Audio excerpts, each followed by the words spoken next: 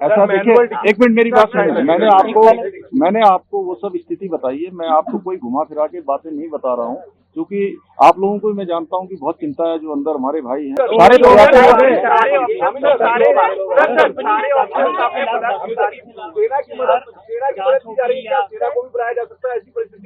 सेना के लोगों की ऑलरेडी उनको मदद ले रहे हैं।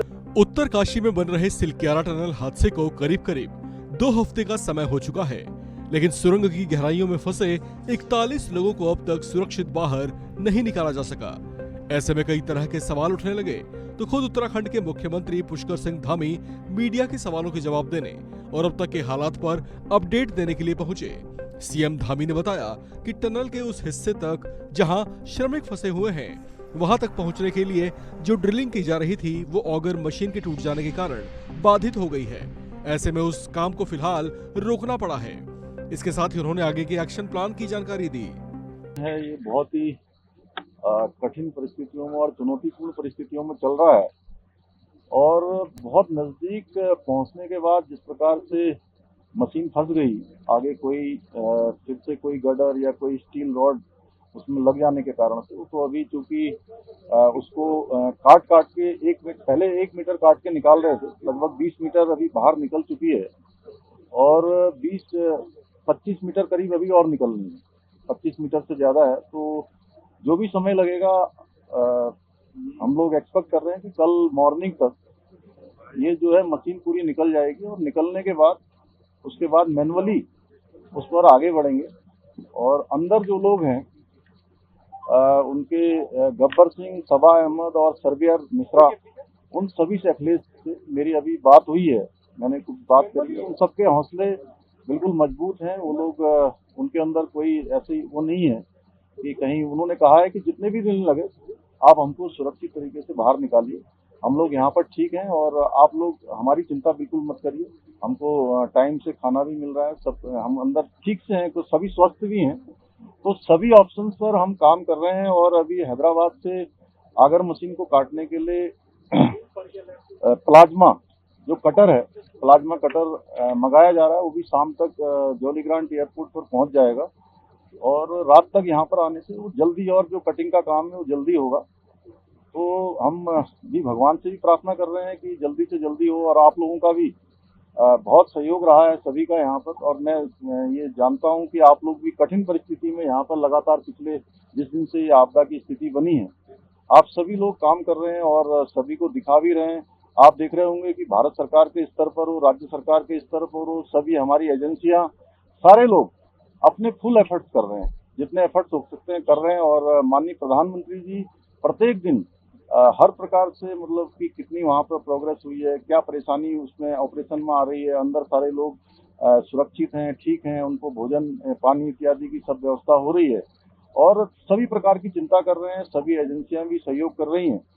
तो हम यही एक्सपेक्ट कर रहे हैं और हमारी आशा भी है कि जल्दी से जल्दी ये जो ऑपरेशन है वो हमारा पूरा हो जाएगा।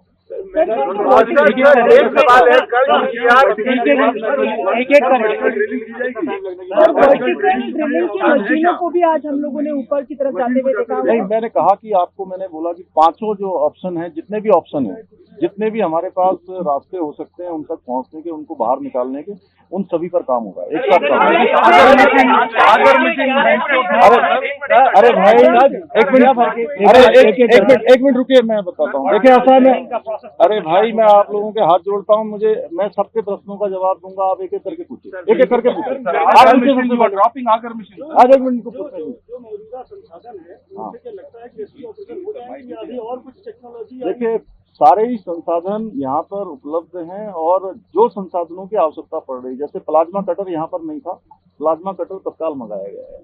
अन्य भी जो संसाधनों की आवश्यकता पड़ रही है, चाहे अन्य टेक्नोलॉजी की आवश्यकता पड़ रही है, सभी यहाँ पर उपलब्ध करवाई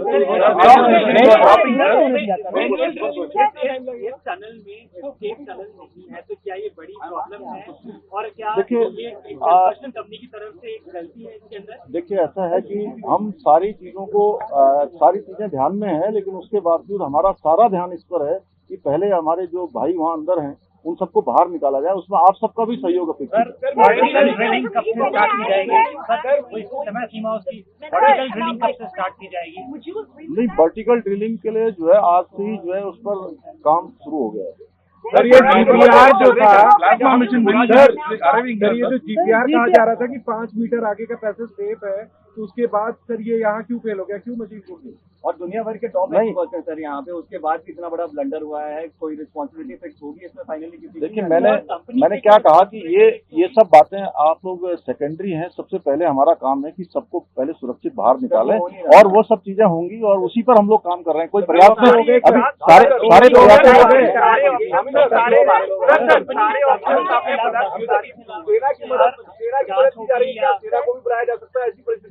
सेना के लोगों की ऑलरेडी उनको मदद ले रहे हैं। Human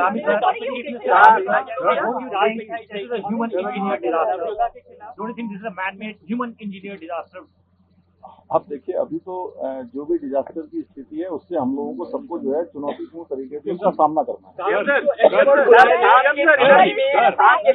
ये बताया जाए कि सेटअप क्या है 5 जगह का काम का, और 2 बार कितना हुआ है? पर क्या किसी और जगह पे भी कोई प्रोग्रेस है?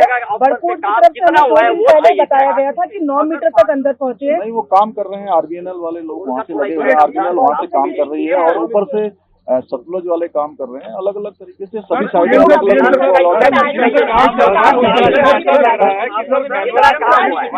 अच्छा, आप लोग पहले तय कर लीजिए कौन बोलेगा। अब देखिए, इतने लोग एक साथ आज हाई पावर कमेटी की बैठक में क्या ऐसा देखिए, एक मिनट मेरी बात सुनिए।